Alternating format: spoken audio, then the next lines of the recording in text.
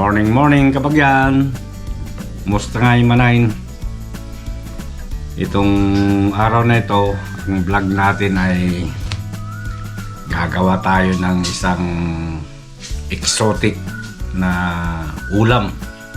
Alam ko, isa ito sa mga paborito ng mga Ilocano na inuulam. Isang exotic ito na ulam na alam kong nagugustuhan ng mga Ilocano. Hindi lahat ng mga Ilocano ay kumakain ito, alam ko, pero mga 80 to 90% siguro kumakain ito. Yung tinatawag nilang buro. Kung pamilyar kayo sa buro, sa mga hindi pamilyar, ito yung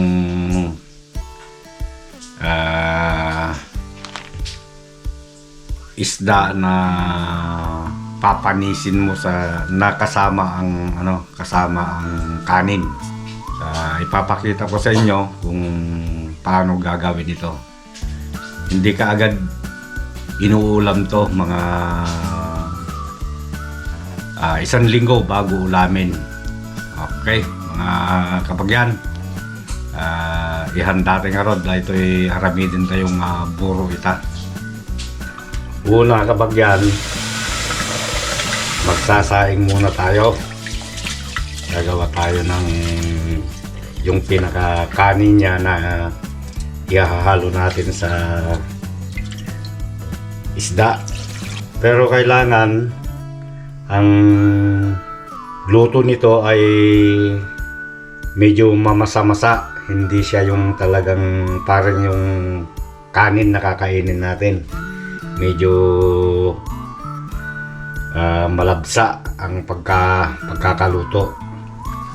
At ito naman yung tilapia na gagamitin natin. I-fillet natin ito. Ihiwalay natin sa buto. Yung laman lang ang kukuhanin natin. Ito, nahugasan ko na kanina. I-didibong na lang natin siya.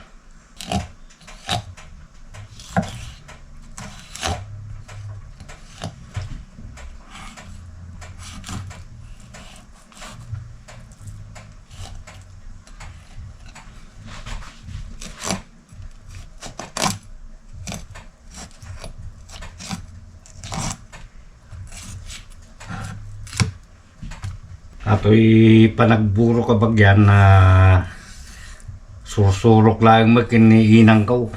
Dahil di ubing kami pa buy-buya ikno ko no gararamid ti ko buro. Yung ti kaduan lang gamitin na edi atay gurami. Tay so ti ado idi nga makalap-kalap bijar arubayan. Hidubing kami.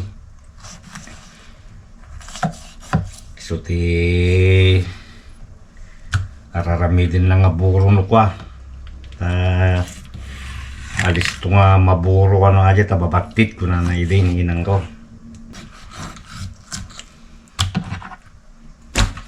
Yan kapagyan na naala na ito'y lasagnan nga kasapulat tayo. Ayun, dasan tayo basay at no kwa no nagalaw.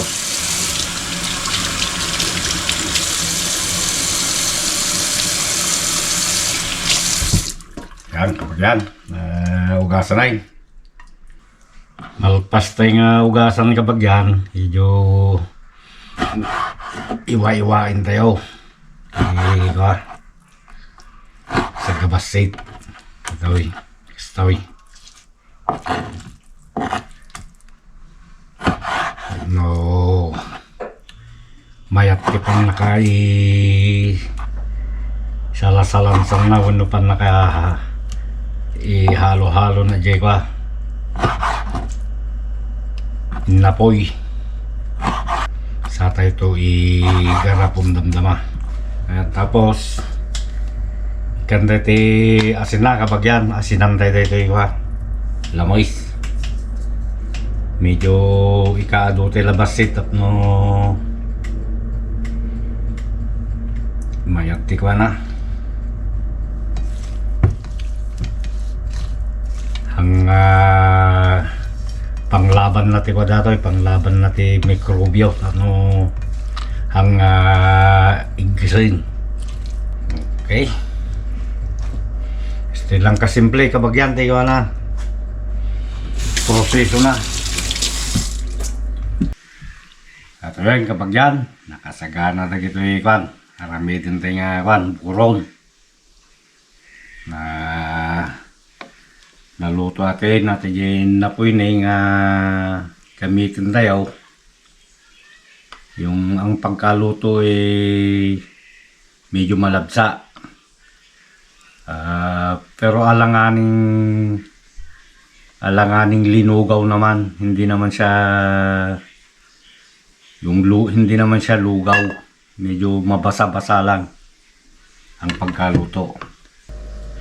Una, siguraduhin lang nating malinis yung lalagyan, tapos yung environment natin dito sa loob ng bahay, walang langaw, kasi pagka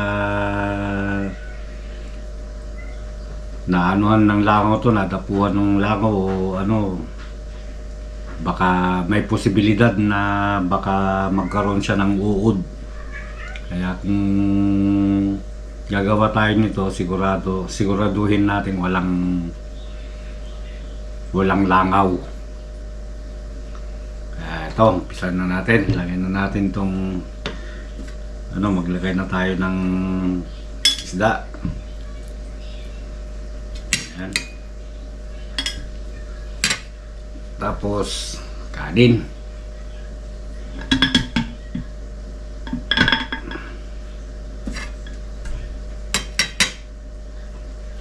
Itong isda may asin na ito, nilagyan na natin ng asin kanina.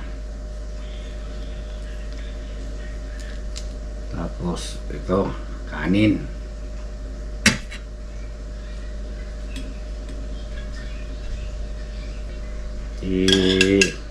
I-alternate lang natin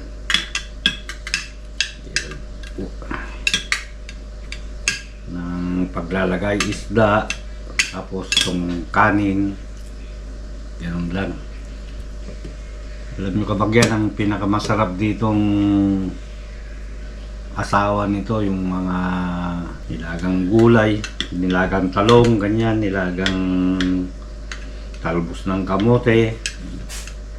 O kaya, pero sa akin, minsan, mas gusto ko yung sariwang dahon. Kapares naman dahon ng mustasa, ganyan.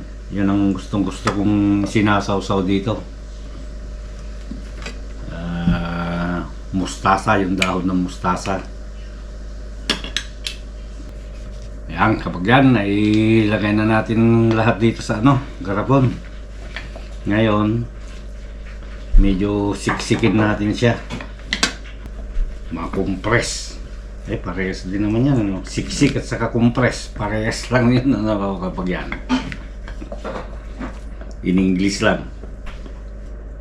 Okay, nasiksik na. Ang ganda na kapag yan. Nandun na. Nandito na sila.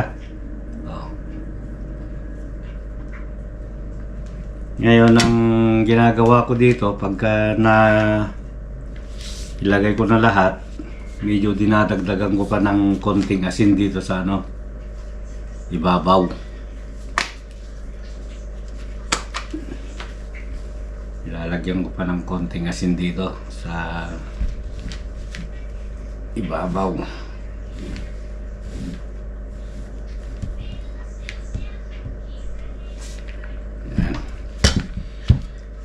Tapos pag iniluto nyo na, hapay, dakad to yung may, araw, hapay nga may ka magbuya, buya mata, raramidak. Tuko ka latad na rin, tuko ka. Tuko ka lang, jay, kumita ka dyan hindi, papanong may. Ang galing nga rin, isturbo ka may. Yan. Ni. Awan lang ang mga makanata. Ito ko ka lang to. Ito ko ka ta. Ito na ka. Nga, di pagkakatayan kapag yan, nalipatak na yun. At ano, kuhay kan diba sitasin na pwede rabaw na. Tapno kasla protection na lang. Kaya iti, kuha. Ang kanais-nais nga sumbrag dito eh. Unag na. Tatangam laglagapin yun to. Ate, tip ko lang sa inyo kapag yan na yun.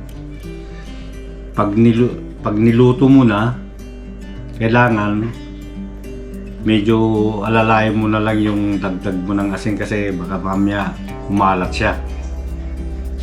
Tikman mo muna para alam mo kung gaano pa karami yung idadagdag mong asin kung sakaling iluluto mo na siya. Ganun lang kapag yan. Simpleng-simple ang paggawa ng buro. Pero napakasarap ulamin to. Sa mga nag-uulam ng buro. Pero yung kataris nga nung nasabi ko kanina, hindi naman lahat ng mga Ilocano ay nag-uulam nito. Meron ding hindi nag-uulam. Okay, ganun lang kasimple kapag yan. Ito no si Daimay. Ituloy tayo ito nga yan. Ituloy min ito ipakita kanya yan no kasano yung resulta na dato yung burong inaramid tayo ita. Okay, tagyaman na kapag yan iti anos yung ng buya sabi lang kumata ituloy yun lang nga supportaran dito channel may kastan kumusta kaya may nimbag naman tayo amin.